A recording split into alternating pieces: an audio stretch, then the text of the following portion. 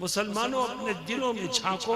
आज दाढ़ियां मुड़वा करके नालियों में बहाते हो नबी की सुन्नतों को और कहते हो हमें आका से मोहब्बत है।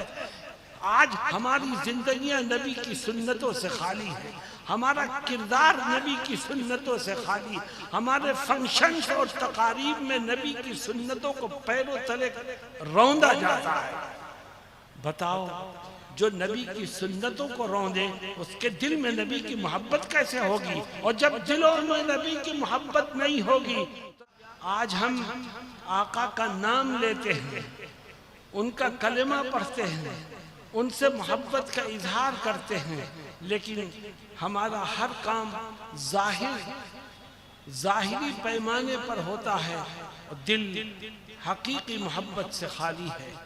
मेरे दोस्तों और साथियों, एक सहाबी हैं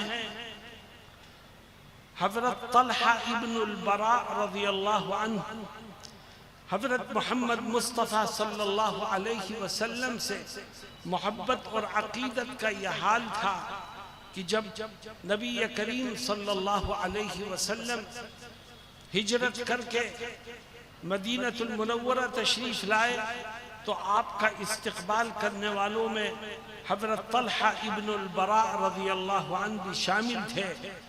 उस वक्त नौजवान थे बिल्कुल। आका के करीब पहुंचे और फरमाया, आका मेरे दिल में आपकी मोहब्बत है, आप जो भी हुक्म देंगे मैं उसे पूरा करूंगा। आपको हैरत हुई कि एक नौजवान बच्चा है और इस तरह की बातें कर रहा है। वो फिर आगे बढ़ के कहते हैं कि आका मेरे दिल में आपकी मोहब्बत है, आप जो भी हुक्म देंगे मैं उसे पूरा करूंगा। तो आप उस नौजवान की तरफ देखते हैं और फरमाते हैं कि जाओ अपने बाप का सर कलम करके मेरे कदमों में लाके रखो। जैसे ही आका का ये हुक्म तलहा इब्नुल बरा सुनते हैं, मजमे में घुस जाते हैं। आका फौरन कुछ सहाबा से कहते हैं कि जाओ इस नौजवान को पकड़ के लाओ। लोग पकड़ के ले आए तो आका पूछते हैं तलहा कहाँ गए थे? तो तलहा क्या जवाब देते हैं? कहते हैं आका मैं अपने बाप को तलाश कर रहा था ताकि उसका सर कलम करके आपके कदमों में लाके रख दूं।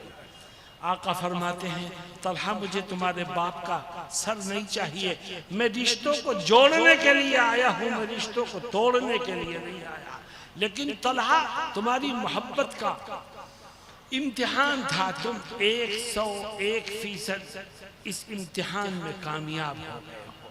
मेरे दोस्तों और साथियों, हमारी छातियां आका की मोहब्बत से खाली हैं और तख्तियों पे लेकर के हम मोहब्बत का नारा लगाते हैं और कहते हैं हमसे बड़ा मोहब्बत का दावेदार कोई नहीं।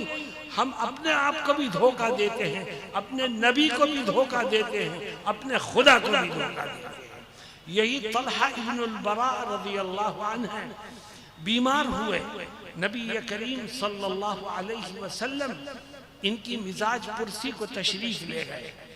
आपने देखा तलहा बेहोश है, आप बैठ गए, लेकिन तलहा को होश नहीं आया। कुछ देर के बाद आप उठे और उनके घर वालों को पास बुला के कहा कि मुझे ऐसा लगता है तलहा बचेंगे नहीं, रात में इनकी वफात हो जाएगी। और देखो रात में अगर तलहा की वफात हो जाए तो इनकी मौत की खबर मुझे करना ताकि मैं इनके कफन दफन में शरीक हो सकूं। आप ये कह के वापस आ गए, रात गुजर गई, आपको कुछ पता नहीं। फजर में आपकी मुलाकात तलहा इब्नुल बरा के रिश्तेदारों से हुई। आपने पूछा तलहा का क्या हाल है? लोगों ने कहा हुजूर रात में उनकी वफात हो गई और हमने उनको गुस्ल और कफन देकर के दफना भी किया।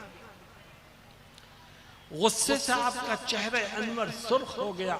आपने फरमाया कि मैंने कहा था कि मुझे वफात की खबर देना, तुमने क्यों नहीं दी? मेरे दोस्तों देखो मोहब्बत किसे कहते हैं। साथियों ने जो जवाब दिया उनके रिश्तेदारों ने, वो दिल थाम के सुनने के काबिल है। वो फरमाते हैं कि ऐ आका जब आप उनकी मिजाज पुरसी करके वापस लौटे तो आपके वापस आने के कुछ देर के बाद तलहा को होश आ गया। हमने उनको खबर दी कि आकाए दो जहां सरवर कायनात हजरत मोहम्मद मुस्तफ़ा सल्लल्लाहु अलैहि वसल्लम तुम्हारी मिजाज पुरसी को आए थे।